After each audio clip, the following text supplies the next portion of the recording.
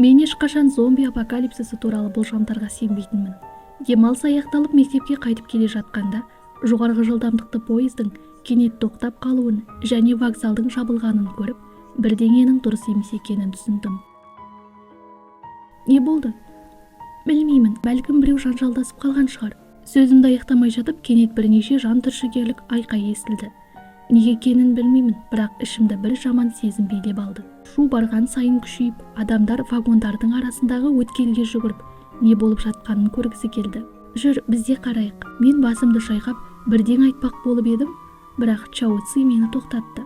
Ол дауысын бәсеңдетіп, бір құлаққабын шешіп маған берді де, жаңа ғана келген бірнеше дауысты хабарламаны қосты.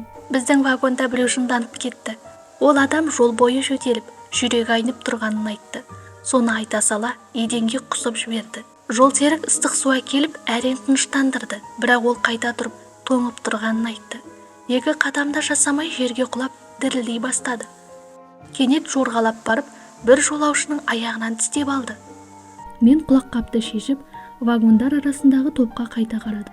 Сол сәтте басыма бір ой келді. Одан сұрашы не болып жатқанын. Сұрадым, жауап бермеді.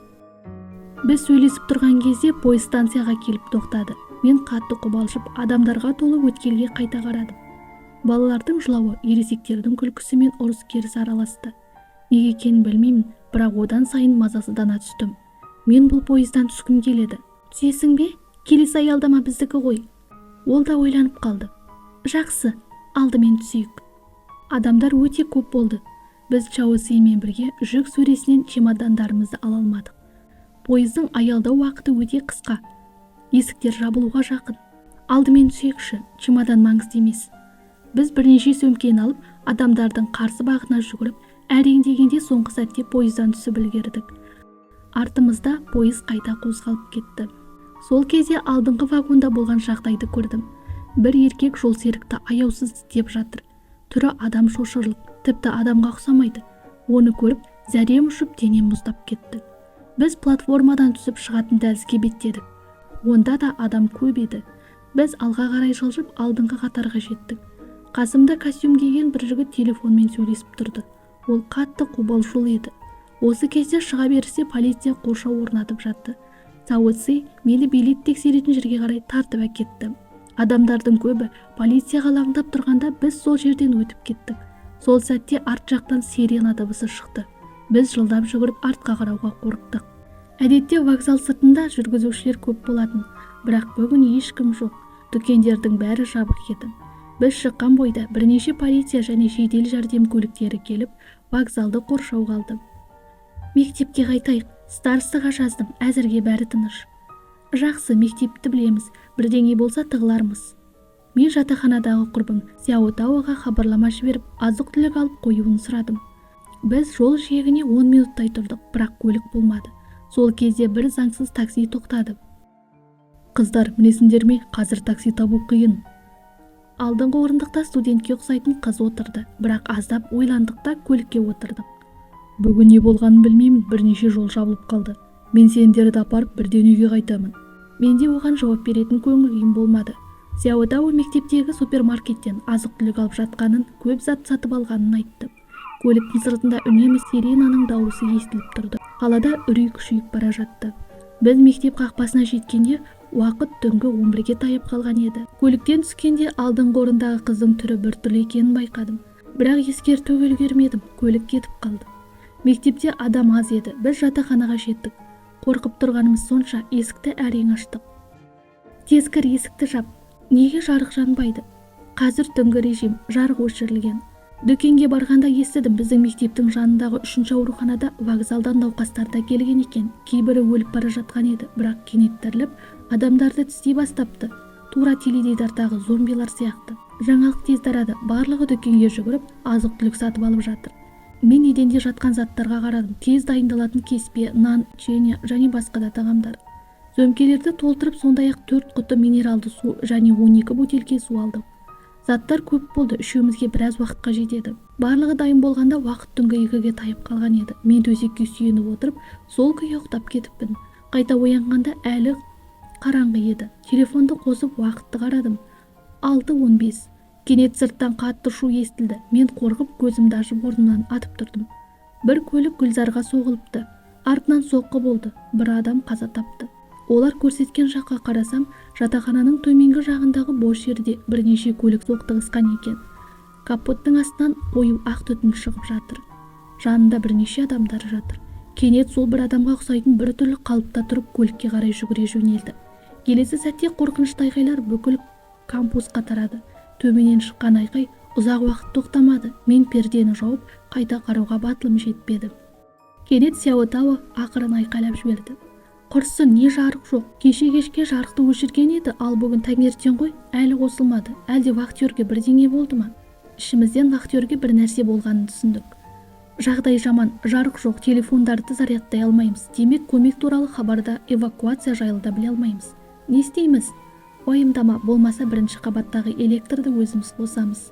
Бұл бөлмеде жасырынып отыруға болады. Уайымдама, ол қыз көнгіш. Біз көппіз ғой, есікті ашса тыңдамай қайда барады. Олар ұзап үлгермей жатып, баспалдақ жақтан қорқынышты ырыл естілді. Бұл зомби. Олар зомбиді көргені анық еді. Келесі сәтте абыр-сабыр жүгіріс басталды. Жүгірген дыбыс зомбилердің назарын аударды. Зомбилер ырылдап баспалдаққа қарай жүгірді. Сол кезде иттің үрген дауысы шықты. Зомбилер соған алаңдап бұрылған кезде әлгі адамдар көзден ғайып болды. Бұл біздің мектептегі сары ит қой, өте ақылды екен, адамдарды құтқарып қалды. Телефонсыз уақыт өте баяу өтеді. Мен азықтарды реттеп, есік саңылауын қағазбен бірнеше қабаттап жаптым. Кеш батып қараңғылық түсті. Бөлмені жарықтандыру үшін пердені сәл аштым. Төменде бір-екі зомби ғана кезіп жүр. Мен терезеден қарап, оларды бақылап тұрдым. Кенет сыртта бірдеңе құлағандай болды. Жүрегім су етті. Терезеге жақындап қарасам, айдың әлсіз жарығында жерге жатқан қызды көрдім. Оның аяқ-қолы қисайып кеткен. Жақын жердегі зомбилер дыбысты естіп, ырылдап қызға қарай жүгірді. Қыз айғайлап үлгермей, оны талап тастады. Дыбыс шыққан жаққа қарасам, 4-ші қабатта қызыл шашты бір жігіт жасырын байқалған екен. Ол бүгін ит құтқарып қалғандардың бірі. Ал төменге тасталған қыз бәлкім олардың бөлмесі болған шығар. Сол сәтте адам табиғатының қаншалықты қатыгез екенін түсіндім. Төсекке жатып төбеге қарап, алғаш рет адамдар зомбиде де қорқынышты екенін сезіндім. Сол кезде есік жақтан әлсіз дыбыс шықты. Мен жайлап барып есіктің саңылауынан қарасам, бұл сол сары ит еді. Ол да тыныш болу керек екенін түсінгенде есік алдында үнсіз отырып, құйрығын бұлғандап тұрды. Мен ертеңгі таңғы асымның жартысын үзіп, дәлізге лақтырдым. Ит келіп, нанды алып қуанып жүгіріп кетті. Терезеден қарасам, жан-жағымның бәрінде зомби. Соңғы 2 күндегі жағдайдан кейін біз апокалипсис кезінде сақ болу керек екенін түсіндік. Сол себепті әр түнде бір адам кезекшілік ететін болып шештік. Бүгін бірінші кезекші мен. Терезе мен пердені тексеріп, есік жанына орындық қойып отырдым. Ішімде біртүрлі мазасыздық болды. Чао Ци мен Сяо Тао ұйықтап жатыр. Сағатқа қарадым. 4:25. Су ішіп отырғанда кенет есік қағылды. Тынысымды ішіме тартып қалдым. Таңғы 4-тен асқанда кім есік қағады? Мен көшеден қарадым. Есіктің алдында жылаған, беті қанға боялған қыз тұр екен. Өтінемін, құтқаршы. Егер әлем бұрынғыдай болса, мен бірден есікті ашар едім. Бірақ қазір тәуекел ете алмаймын. Мен етенге жатып есіктің астынан қарадым. Мүмкін біреу тығылып тұрған шығар. Жауап бермедім. Қыз ұзақ уақыт есік қақты. Жауап болмаған соң үнсіз қалды. Бірақ біртүрлі тыныштық орнады. Кетіп бара жатқан дыбыс естілмеді. Бірнеше минуттан кейін сырттан сыбыр естілді. Дыбыс жоқ, мұнда ешкім жоқ. Белгілеп қой. Қап, босқа уақыт жоғалдық. Келесіге барайық. Олар көрші бөлмеге кетті. Біраздан кейін есік ашылған дыбыс, әйелдің қысқа айқайы, сосын есіктің тарс жабылғаны естілді. Содан кейін тыныштық орнады. Таңертең мен бәрін айтып бердім. Демек олар осы қабатта жүрме? Мүмкін, бірақ кешке олар ұзақ жүріп зомбиге кездеспеді. Демек ғимаратта зомби көп емес. Кем дегенде біздің қабатта жоқ. Онда бірінші қабатқа түсіп электрді қосуға болады. Бүгін біз жатақханада тығылып отырғанымызға 6-шы күн болды. Осы уақыт ішінде біз сол кішкентай сары итті қайта көрмедік. Осы уақыт ішінде көптеген студенттер жатақханадан шығуға тырысты, бірақ көбісі ғимараттан шыға алмай жатып, төмендегі зомбилердің құрбаны болды. Дәретханадағы су бұрынғыдан әлдеқайда азайды. Бір күні мүлдем таусылуы мүмкін. Қалған тамақ тек 2-3 күнге ғана жетеді. Бүгін кешке әрекет етуіміз керек. Мен есік саңылауындағы қағазды жыртып алып, тез қарап шықтым. Зомбидің ізі байқалмады. Еденде қызыл қоңыр сұйықтық жатыр. Төменде бөтен дыбыс жоқ екеніне көз жеткізгеннен кейін ғана баспалдақпен түсе бастадық. Бірінші қабатқа жеткенде Чао Ци кенет қолын көтеріп бізді тоқтатты. Қабырға бойымен жүруді ишарамен көрсетті. Мен таң қалып оның тұрған жеріне жеткенде еріксіз қарадым. Қысқа шашты арық қыз дәлізде тыныш жатқан. Оның төменгі денесі жоқ еді. Мен көзімді жұмып қайта қарауға батылым жетпеді. Кезекші бөлме мен электр қалқаны бір бөлмеде орналасқан. Мен олардан дәлізді бақылап тұруын сұрап, өзім есікті ашуға жақындадым. Барлығы тым оңай болып жатқандай көрінді. Есікті ашпақ болдым, бірақ ол ашылмады. Құлыптаулы. Терезеден кіруге тура келді. Үшеуміз кезекпен терезеден кірдік. Бұрышта электр қалқанын көрдік.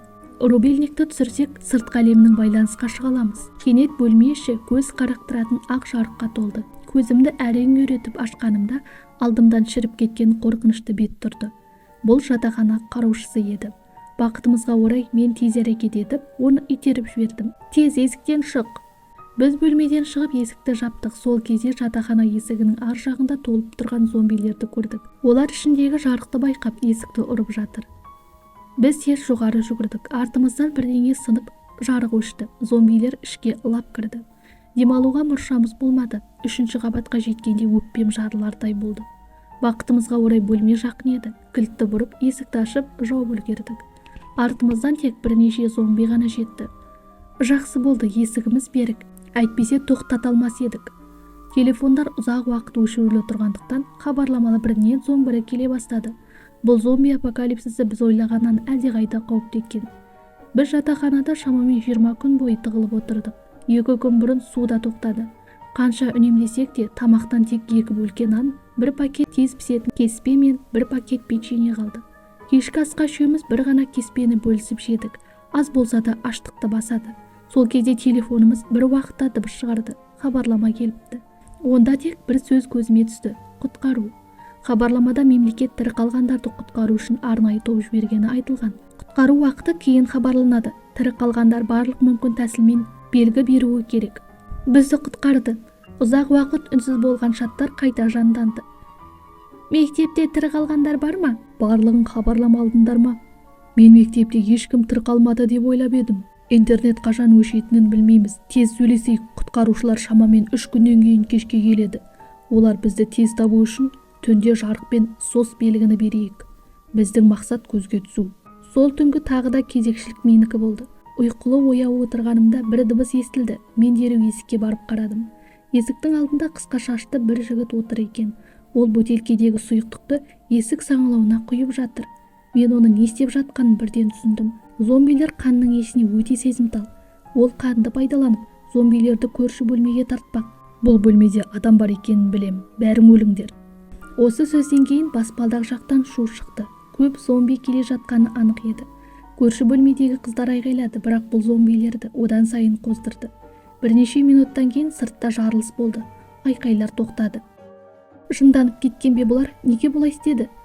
Қайта қарасам, есікте сары тері ілініп тұр. Бұл жоғалып кеткен иттің терісі еді. Сол ит кезінде олардың өмірін сақтап қалған еді. Нағыз жауыздар. 3-ші күннің кеші де келді. Сыртта алғашқы жарық көрінгенде біз де есік жанындағы жарықты қостық. 3 қысқа, 3 ұзын, 3 қысқа сос сигналы. Сырттағы басқа шамдар да осы ырғақты қайталап тұрды. Құтқарушылар келгенде бәрі түс сияқты көрінді. Бізді қауіпсіз аймаққа алып кетті. Сол жерде біз қызыл шашты жігіттің тобын айтып бердік. Көп ұзамай олар ұсталды. Таңертең 20 күннен кейін алғаш рет ыстық тамақ жедім. Көзіме еріксіз жас келді. Кейін мен құтқару тобына қосылғым келетінін айттым. Олар келісті. Чао Ци маған кішкентай иттің брелогын берді. Бұл ит әрқашан сенімен бірге болып, көбірек адамдарды құтқаруға көмектессін.